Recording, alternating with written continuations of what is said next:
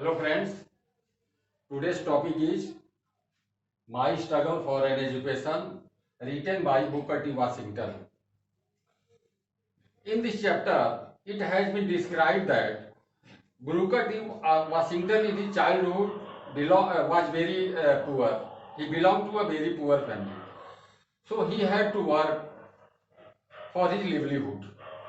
One day, when he was working in a coal mine, there he heard that two miners were talking about a great school. He was very much impressed by the talking of the miners and he decided to go to that school because he was interested in getting education. But there were many problems before him. His problem was that he had no money for his traveling expenses.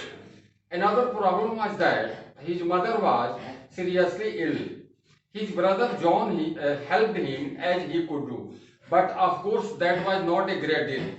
By walking and taking the lift in cars and wagons, after a number of days he reached Richmond. When he reached there, it was very late in the night and he did not know about the roads of the city. There were no familiar persons for the writer. So to pass the time, he kept on walking on the roads, and when at last he was tired very much, he slept on the footpath. He had a small satchel which he kept under his head as a pillow. Next day early in the morning when he got up, he found himself that he was near a large ship. He saw that the pig iron was unloaded from the ship. As he was very hungry, he wanted breakfast, but he had no money. So, to earn money, he went up to the captain of the ship so that he might allow him to work there. The captain was a white man. Also, he was kind-hearted. He allowed him, the author, to work on the ship. That day, he worked for a long time and earned money and bought the breakfast. That breakfast was very important for him. So, on that ship, he kept on working for a long time, many days. And to save the money, he kept on footpath. When he saved enough money, after some days, he thanked the captain of the ship for his kindness and started from there again for Virginia. When he reached there and saw the grand building, he got the new life. He was very impressed. He thought that he got the achievement whatever he struggled for this. He presented himself before the head teacher and requested her so that she might take his admission. But the teacher did not take the decision in his favor.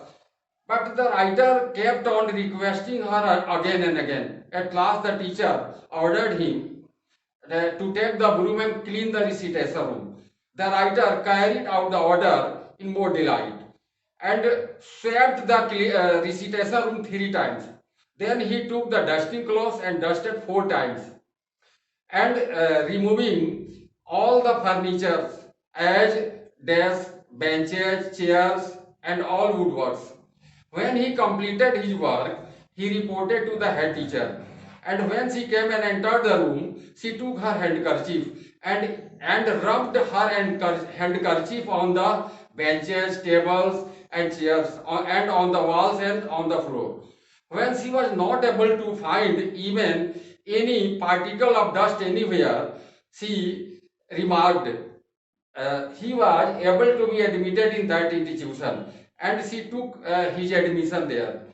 So the writer passed many examinations from that institution, but always he remembered that cleaning of that room was very important for him. If he had not cleaned the recitation room thoroughly, he would not have been admitted there.